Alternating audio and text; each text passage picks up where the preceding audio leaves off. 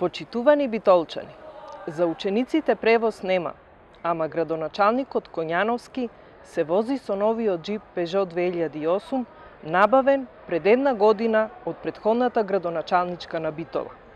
Изминува трет месец од почетокот на учебната година, а учениците кои доаѓаат на настава во Битола од околните населени места уште немаат обезбеден превоз од општината.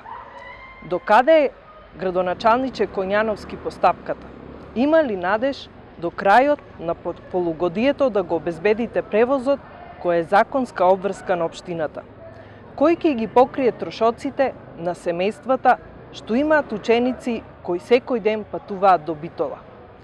Зошто од 7 нови возила, набавени од претходната локална самоуправа, во функција не се ставени ниту комбињата за превоз на лица со посебни потреби, туку само белиот джип Peugeot, од кого Коњановски не се симнува?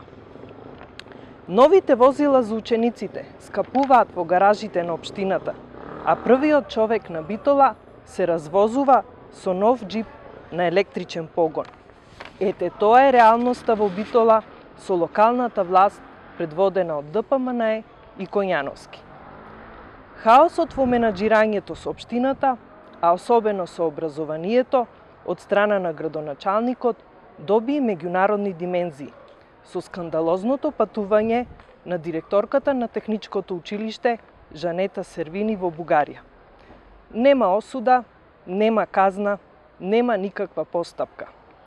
Пораката на Коњановски е јасна.